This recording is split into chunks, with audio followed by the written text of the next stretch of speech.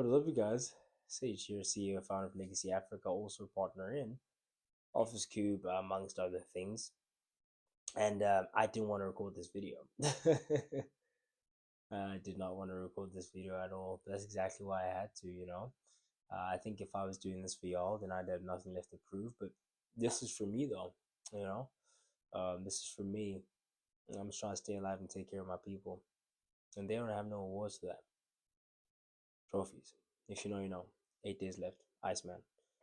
But today we're going to talk about what discipline actually looked like, and doing it tired matters more than doing it perfectly. Because amongst other things, done beats perfect every time. When you're finished and it's out there, that beats the person with the perfect idea that hasn't really hit the marketplace as of yet. Every time. Um, so first of all, the lie. People think successful people always feel ready and they always feel inspired. That's just not the truth. Um, the truth is, when you're showing up to these events, when you're doing these things, when you're executing, it is very often from a position of not feeling like you can show up as your best self. You can very often feel like what you present, even on the day, isn't the best of what your abilities are make you capable of, what what the best of you represented would look like. And the funny thing about it is that those tend to be the moments that do the best, is when you're unprepared rather than when you are. It's when you are going from the heart off the top of your head more than when you're more scripted. And I think it's because people feel the authenticity. They feel it. They feel how raw it is. They feel the truth. They feel the very human core in the messaging and in what is going on at that time. So I feel that demystifying success and realizing that greatness is not for a chosen few people, is for those who consistently and persistently pursue their dreams and work towards it every day.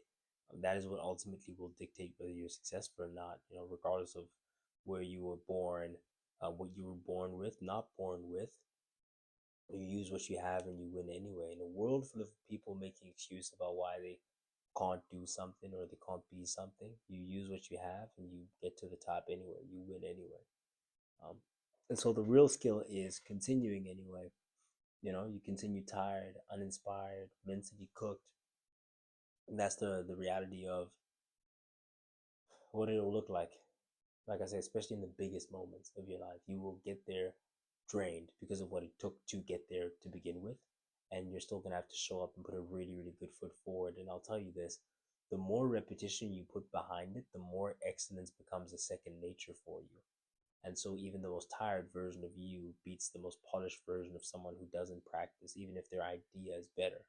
Your execution will be better simply because you have repeated and improved yourself into a very solid state where you operating at 60% is better than them at 90. That's where you want to get to. This matters because momentum dies in gaps. Every time you disappear, it's harder to restart, harder to rebuild rhythm. And this is so real, especially for anyone who's ever lost momentum before. You know that this is so real. Whether it is in your training, say you're working out and you fall off the wagon, how much harder is it to get back in the gym and to rebuild that as a habit?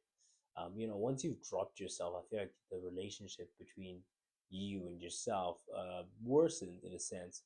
Um, but when you consistently show up for yourself in those ways and in a multitude of different ways, you kind of make that promise. You fix and amend that relationship with yourself, and I think that allows you to stay in that pocket a lot longer than otherwise.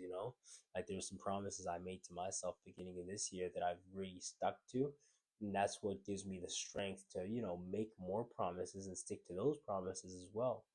um, is to consider myself at the end of the day, at the end of the year, a man of my word, because I believe that at the end of the day, it won't matter what I thought or why I say to myself, I couldn't do this and that, and what will matter is the results. And so I never want to put myself in a position where I have to explain myself to myself.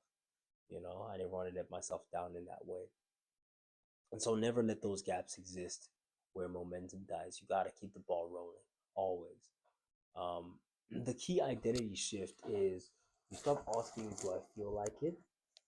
And you start saying, this is what I do. It becomes an identity shift. Like I said, when you form that identity shift, that is when you separate yourself from who you used to be to who you are now. Is when you act in accordance to whatever your new identity is.